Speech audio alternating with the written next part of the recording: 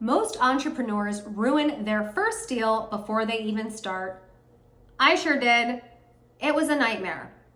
When you get into real estate investing, you're gonna make a mistake. There's no doubt about it. There's no amount of books you can read, conferences you can go to, connections you can make. Even the most talented underwriters, talented asset managers make mistakes. We are not infallible. We are humans. Economic downturns come, natural and physical disasters occur, people get sick, all sorts of crazy stuff happens.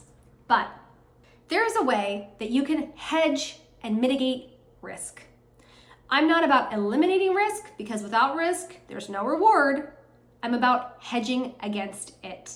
I'm about mitigating my risk because I have a lower risk tolerance, I'll admit it. And with my first investment, my mistakes were made before we even closed. I was looking at a residential property that I was looking to take down subject to the existing mortgage, which means that I was able to hold a 3.5 APR% by taking over somebody's debt. No, I did not put my name into the debt. I did not attach myself to that loan. I literally took over somebody's debt. I took their mortgage payment with their name in the mortgage, and I took that into my under my umbrella, and I was responsible for paying that debt. At the same time, I was able to transfer the deed of the home into my business entity. Physically, the property was mine, the debt was not. I was responsible for the debt via a promissory note and a lien on the property. So the mistakes that I made from the front end of it was this deal became emotional before I even decided to buy it. It was out of my market. I did not know the market. Mistake number one. Idiotic, novice, naive mistake that every single book and mentor had told me not to ignore. I ignored it. I ignored it because I'm from the San Francisco Bay Area, and this property was in Bend, Oregon, which is a wonderful little escape for us Bay Area, California people. It's a beautiful town and the real estate's expensive.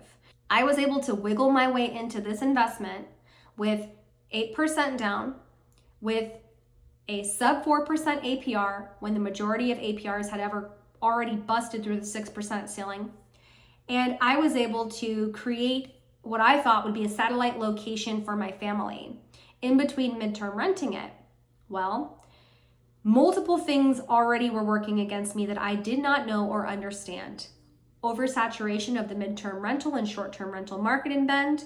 Rental rates had already reached their height and were slowly beginning to soften. I was on the back end of that swing and I did not know it. The location, although to me, not being from Bend and going there and looking at it was idyllic, for people that often visit Bend and would be midterm renting my place, I was about 1.5 miles away from where I really needed to be. There were just multiple things that happened that I could have front-ended if I would have just listened and accepted that real estate investing is not emotional. It is black and white. And the numbers, if I had really looked at them with more scrutiny, and I had spent the time to call property managers in the area and explore the fact that, has the cycle ended with rent increases? And are we on the back end of the cycle? And are we experiencing more softening of rent? There were so many things I could have done, but I'll tell you what the biggest one was. I didn't go to the property before I bought it. Now, have I bought property after without visiting? Yes. But I had partners visit for me that knew the area well. They were the boots on the ground.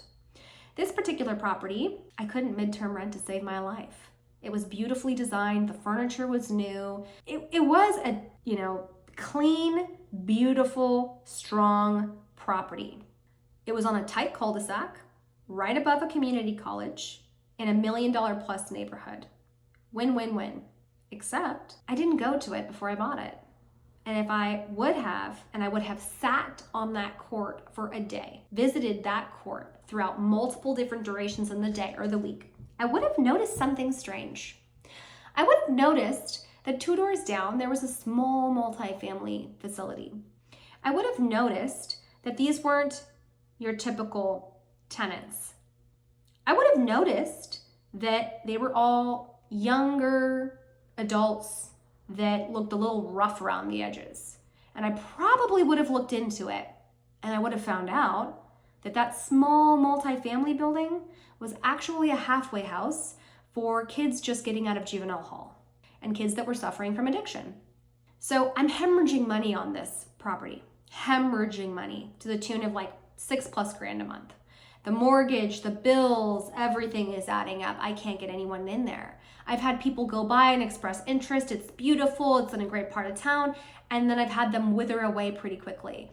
I had one tenant occupy the space and after a month say, we'd like to stay.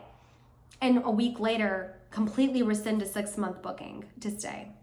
So this is what I found out when I actually offloaded it or tried to offload it to an investor.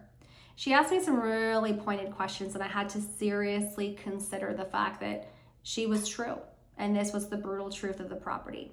Do you think any senior citizens are going to want to rent on this court knowing that these young folks are here? No. You're a mom of 3 young kids. Do you want to rent a property on this very small court with kids suffering from this situation? No. Does anyone want to live on a small court with a halfway house of young kids battling addiction? The truth is, no. Is that a shame? Yes. But is that the truth? Yes. I had nowhere to go with this property. I was upside down. I'm in at 80 grand at this point. Gone. In smoke. The advantage of being able to purchase subject to is also the biggest disadvantage of being able to purchase subject to. I was able to go to the seller who actually was a realtor, and I was able to say, hey, you didn't disclose this material environmental fact. I can't rent this thing out to save my life. I'm hemorrhaging money. You told me it was going to be X, Y, and Z, and it's not.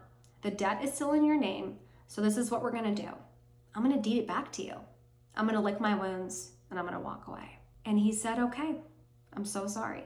And I said, well, you'll be expecting a call from my lawyer to draw up the docs and to sign them. Thanks, but no thanks. That was a really tough lesson for me.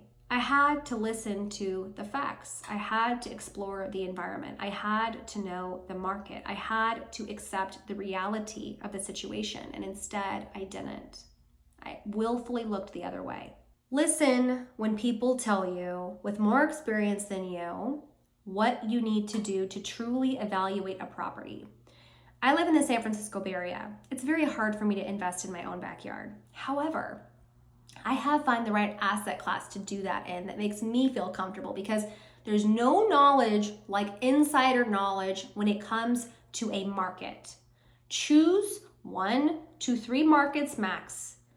Follow and learn their economic swings. Learn how to read economic reports. Listen to the news. Read the news. Listen to the experts in your market and learn from others who have made mistakes before you. Check out the downloadable list below in the description of this video so that you can download a checklist to help you evaluate a property before you even make an offer on it, okay? Use my $70,000 plus mistake to your benefit. Hit the subscribe for more educational content on how to buy businesses and commercial real estate.